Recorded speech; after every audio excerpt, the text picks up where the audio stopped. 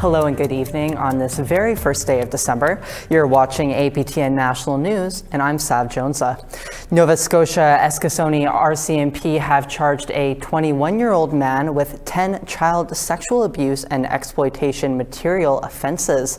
Earlier this month, police responded to a report that a man was causing a disturbance at a home and learned the man tried to gain entry to see a youth. The police say he began a relationship with the youth last September, which started online. Police arrested him at his home in Listuguj First Nation, where they seized an electronic device. He is in custody and is set to appear in Sydney, Nova Scotia Provincial Court on December 16th. RCMP believe there may be more victims and are asking anyone with any information to come forward. The Mi'gmaq Listuguj Police Department has opened a missing person file for a 32-year-old man who has been missing for over 2 weeks. Listuguj Mi'gmaq Nation is located in Quebec across the Listuguj River from Campbellton, New Brunswick. Dylan Barnaby was last seen in the evening of Friday, November 14th. He was wearing blue jeans, white sneakers, a dark black-blue jacket, and a white winter hat. Barnaby also wears prescription glasses and has tattoos on both forearms.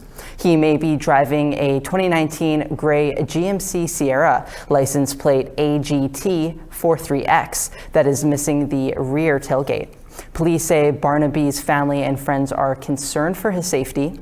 Anyone with any information is asked to contact Listuguj Police Department at 418-788-2003. Today, the search of Winnipeg's Brady Road landfill begins for the remains of Ashley Shingoose. She is the last of 4 First Nation women to be searched for following their murders more than 3 years ago by a now convicted serial killer. The 30-year-old mother of 3 was murdered in March 2022 by a man targeting First Nation women at shelters in central Winnipeg. Shingoose was from St. Teresa Point on Shinanu Nation in northern Manitoba. She was named Mashkade Bijiki Ekwe, or Buffalo Woman, by Indigenous community members, while her identity remained unconfirmed for 3 years. DNA found confirmed her identity in March of this year. Another victim, Rebecca Contois, was the first of the 4 women to be found when her remains were uncovered in the Brady Road landfill in June 2022. The Prairie Green landfill search for Morgan Harris and Mercedes Myron yielded results around 3 months after it began, this time last year. The federal government has announced funding to train some Indigenous communities in Manitoba for jobs within the mining and critical minerals sector. 3 projects will be funded by a $540,000 investment in hopes of building capacity and economic growth in Manitoba. The Manitoba Métis Federation will receive up to $300,000 to develop skills for 150 Red River Métis citizens interested in a career in mining. Musagagan Cree Nation will focus on training and workshops for mineral exploration in their region with $141,000. The Thompson Regional Airport Authority will also receive almost $100,000 to test emerging technologies like drones and automated vehicles in the north. Altogether, Canada says the total investment is expected to create 6 jobs and maintain 2. MMF Minister Jack Park says the federal government is definitely starting to work with Indigenous communities when it comes to resource extraction projects. It's been long overdue. We've said for years and years in our history is that we're people of the land. We're stewards of the land. We want to protect the land. We want to ensure that there's a future, not only for our youth, but for generations to come. So absolutely 100%, it's a good starting point, but there's more to do yet. There's 3 drilling companies right now in Moose Lake, Musaigan. So we tend to get our youth out there. So they're doing the training now. So hopefully in the future, we're going to have our own drilling companies. The territory of Nunavut says they are making progress toward eliminating tuberculosis by 2030, and a new drug can make treating the disease even faster.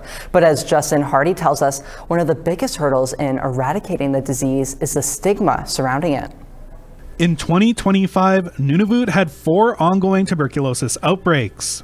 Those in Panarctic and Pond Inlet were declared over earlier this year, according to the Department of Health. The 2 others in Arviat and Nariat are considered under control, according to Nunavut's Chief Medical Officer of Health, Dr. Ekwa Ejimang. Those who had the active TB disease, who were infectious and could be spreading it, we've identified most of them and treated them. And we are screening for people with sleeping TB to also treat so that they don't get TB in the future. Ejimang says that there are a number of factors contributing to the spread of TB in Nunavut communities, from overcrowding to food access. But she says one of the biggest issues is the stigma surrounding the disease and the fear of even getting tested. Because of the historical trauma of TB sanatoriums, where the ships will come around and people were asked to get on and didn't get a chance to say goodbye, so we're just taken away to TB sanatorium down south, and so, unfortunately some people never return. That stigma and fear is still very real. And so what we are doing now is trying to get identify TB early, because once the infection is identified early, it can be treated in community and people don't have to leave. A new drug may assist Nunavut in eliminating TB. A second phase clinical trial of sorfequilin shows that a regimen including the drug could help reduce treatment time to about 15 weeks. Normal treatment of active tuberculosis could take anywhere from 6 to 9 months, and latent sleeping TB could take 3 to 9 months to treat. Ejimang says that any drug that reduces treatment time is a game changer, but the other biggest factor in successful treatment is avoiding reinfection.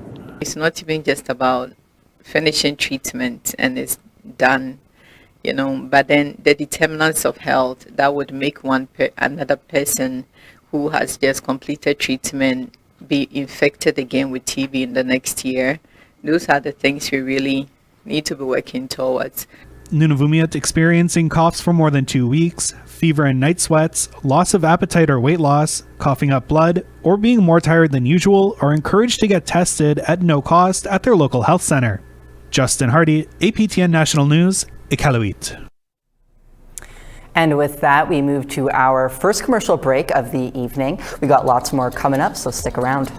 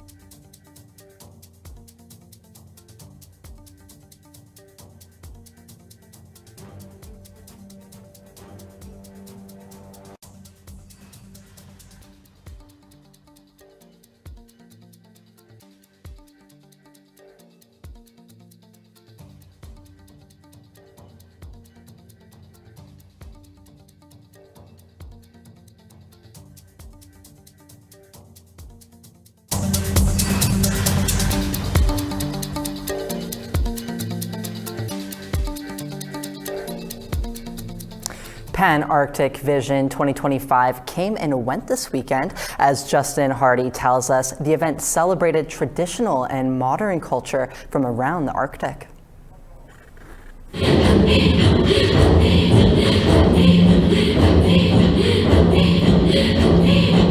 Panarctic Vision, named after the popular Eurovision competition, aims to connect regions and cultures that circle Canada's North Pole.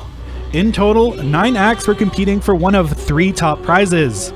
Many contestants combine traditional and modern performance to really show off their region.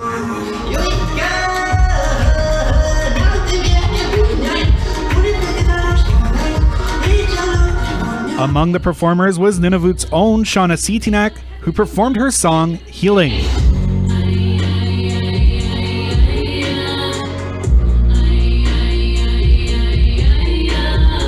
Despite being relatively close when viewed on an Arctic-centric map, most of the performers had to travel a long way to get here. Some traveled for more than 30 hours. Director Amin Sholeh Sven says once everyone did make it to Iqaluit, the welcome from the community has been exceedingly warm. Yeah, we have had invitations, absolutely. We've done some short hikes, but we've been working a lot inside here, of course. We took all the artists on a bus ride around town. I know some of them have been out hiking today even. And before, earlier in the week, with the crew, we came a bit early, so we also managed to go on a short hunting trip. There were 3 categories that contestants were competing for. The winner of Most Arctic Song was Sena from Saco Republic. Her performance featured traditional mediums like throat singing, drumming, and a mouth harp mixed with modern music.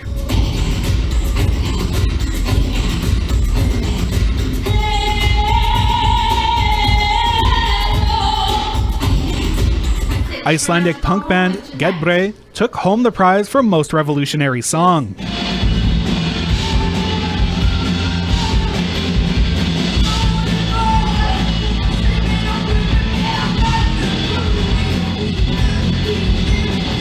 Bassist Austadish says she's glad to see the competition split into multiple categories to better encapsulate the Arctic. To have something with community, the most Arctic, which is most traditional, and then the revolutionary, because this is a very political event, and we're proud to have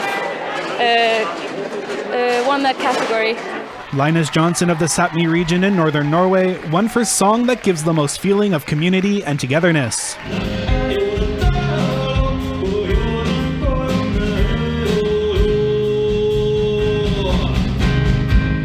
I was a little unsure if that my song fit those 3 categories, but it did, and now I won that. Very fun. The night also saw the decision on where the 2026 Panarctic Vision will be held. The next host region will be the Faroe Islands, located between Iceland and Scotland. Justin Hardy, APTN National News, Iqaluit. The Assembly of First Nations kicks off its Special Chiefs Assembly in Ottawa on Tuesday. Bill S2, the second generation cutoff, major infrastructure projects, and child welfare are among the items up for discussion. Joining us now for more on what she would like to see accomplished this week is AFN National Chief Cindy Woodhouse-Neepanak. National Chief, thanks so much for joining us. A lot of big items to discuss over the next few days. You'll have the CEO of the Major Projects Office and others to talk about these massive infrastructure projects in the so-called national interest.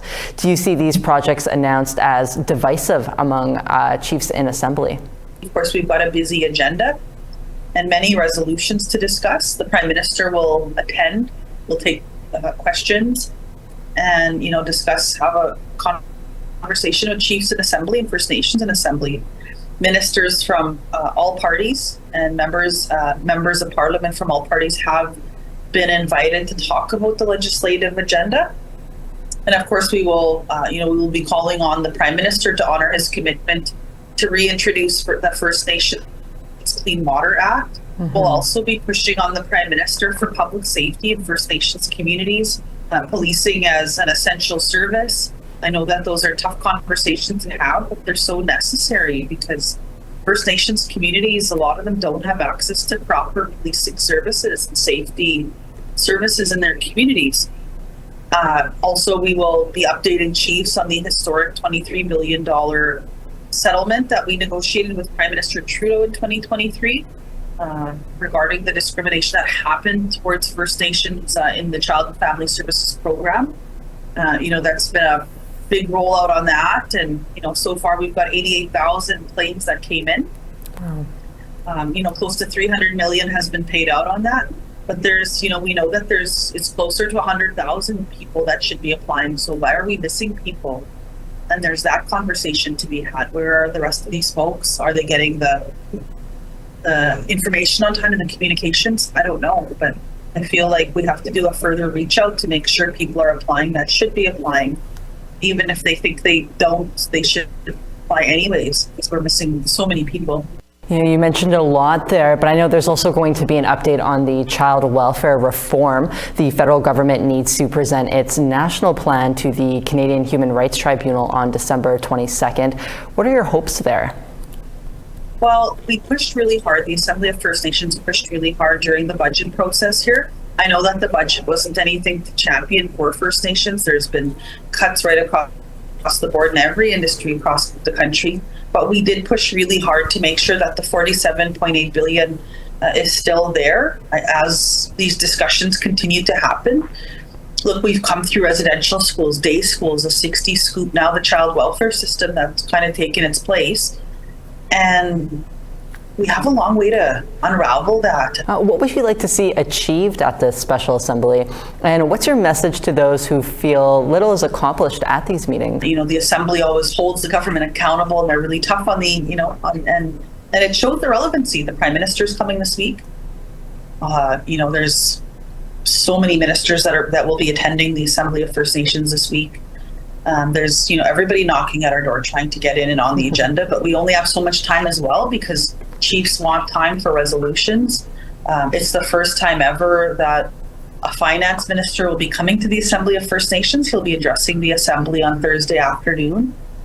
Was it Thursday morning? Thursday morning, I believe. But so it's, it's so necessary. And, to those people that, be united and let's work together and let's try and make the best that we can. And we look back for the history of First Nations people and we see people rising in a good way. We've got doctors now, lawyers, we've got NHL players. And that's because of the strong leadership in the past that pushed us up and, and made sure that our young people are getting more and more opportunities. And we have a long way to go because there's still so many people suffering out there. Well, it sounds like we can expect a lot of engagement this week. National Chief, we'll have to leave it there. Thank you so much for joining us. That is AFN National Chief Cindy Woodhouse-Neepanak. Mi'gmaq, thank you. We will be bringing you lots of coverage on the AFN Special Chiefs Assembly, so make sure to tune in throughout the week. One last break now before our photo of the day. We'll see you soon.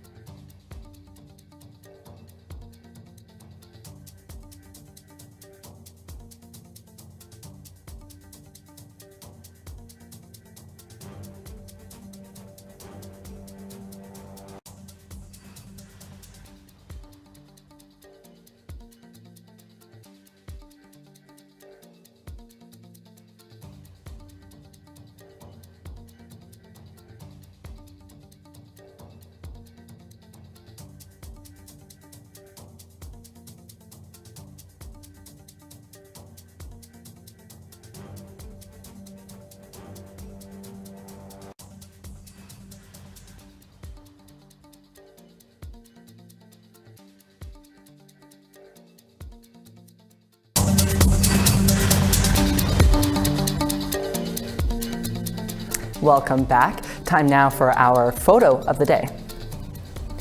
It's the 1st of December and there is more and more snow in the forecast. Rosanna Narcisse caught this photo of the sun breaking through the trees over a snow-covered ground.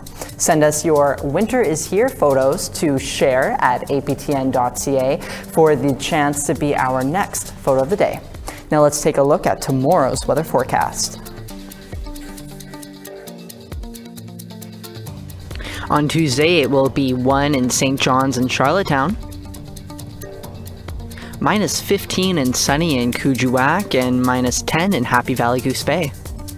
It will be -3 and snowy in Montreal, -5 in Quebec City. Sault Ste. Marie will be -1 and -3 in Ottawa. Thunder Bay will be -3 and -12 in Big Trout Lake. Churchill -25, -9 in Norway House. Barons River -6 and -4 in Winnipeg. -1 in Regina, 0 in Saskatoon. It will be -23 in Stony Rapids and -8 in La Ronge, sunny. -14 and sunny in Fort Chipewyan, -2 in sun in Peace River. 0 in Edmonton and Lethbridge, +1 in Red Deer. It will be 6 and foggy in Vancouver, 0 in fog in Bella Coola. 3 and some sun in Prince George, -7 and snow in Fort Nelson. -13 and sunny in Old Crow, -8 and sun in Watson Lake. -23 in Yellowknife and Wauti, -14 in Norman Wells. It's sunny in the north, -15 in Sax Harbor, -11 in Tuktoyaktuk. -21 in Will Cove and -28 in Cambridge Bay. It will be -19 in Iqaluit and -23 in Resolute.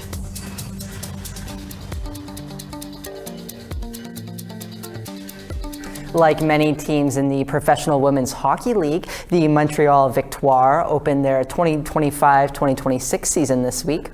At the heart of their home opener win, a standout Indigenous player. APTN's Kim Sullivan went to meet her. Oh my, and Laura Stacey cutting through.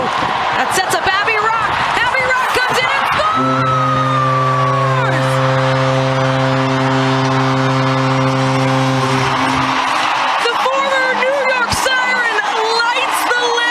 This first goal for Abby Rock in a Victoire uniform ended up being the highlight of the game. I actually don't think I've ever tried that in a game or practiced it, and I don't know why I decided that was the moment. And honestly, I was doing it, and I was like, this is stupid. And then it went in, so I got lucky. Abby Rock is of the Wenapata First Nation and grew up in an Indigenous community on the American side of Sault Ste. Marie. She began to play hockey at the age of 6. I grew up with a backyard ice rink, so I'm a little spoiled. Spoiled because her father was also a lover of hockey. Jim Rock was a coach when she was growing up and is now a professional scout for the Toronto Maple Leafs. Well, he coached. I was always kind of addicted to the game, and if we had an off day from school, I'd probably show up with him at 8 a.m. and I wouldn't leave till 6 p.m. Having no options to play on a girls' team, Abby learned the sport by playing with boys. It's nice now that I can use what I knew from those years to play physical, to keep my head up. Like, I think a lot of girls who'd never played checking aren't expecting to get hit as much. Castle draws, backdoor, they score! Abby Rock with their first of the game. Her playing style and skills on the ice caught the attention of scouts, and she was the first Indigenous person to play for the United States Women's National Team, making her Olympic debut in 2022. I was lucky enough to be able to make that roster and play in that Olympics, but it definitely means a lot. Like, representation is so huge. To be able to finally have somebody at that Olympic level was really important to me, and we can only hope that I'm definitely not the last. Despite the added pressure, being a great role model is something Abby holds close to her heart. You want to make sure that young Indigenous girls and boys know that if you put your best foot forward, you can end up here. You can be a pro. If you don't want to be a pro, you want to do something else, you can do it. She also notices the love she gets from the fans, who are proud to see cultural representation on the ice. I think most people, it's the one night a year, the Indigenous game. And I know we have one this year, but for me, I do try to look around during warm-ups, and there'll be signs like, I want to play because of you, the different things like that. And when those kids come to the games, I can at least give them some piece of my time. The Indigenous Peoples Celebration game against the Boston Fleets will be held on March 15th. Let's hope that it's as memorable as this week's home opener. And she rips this one. In the 4-0 victory against the New York Sirens, Abby not only scored a remarkable between-the-legs goal, but she also added 2 assists. One of her helpers aided teammate Marie-Philippe Poulin to become the first player in PWHL history to reach 30 goals and 50 career points. On top of that, Anne-Renée Desbiens recorded her first shutout of the season. Denied by Anne-Renée Desbiens! Abby Rock was named the first star of the game. I think at the end it was really cool when I did the interview and the puck. I think that was really cool. Just hearing the fans and things definitely got a little emotional. And that followed by another memorable moment in the dressing room. I think one that kind of probably felt good to win that one tonight was Abby Rock. We tip our hat to you, Abby. Kim Sullivan, APTN National News, Montreal. We've reached the end of our newscast for this beautiful Monday evening. I hope you enjoyed the stories our reporters brought to you today. You can catch coverage of the Assembly of First Nations Special Chiefs Assembly during our afternoon and evening shows throughout the week, so make sure to check them out. Until then, I'm Sav Jonza, and from all of us here at APTN, thank you so much for joining us tonight, and take care.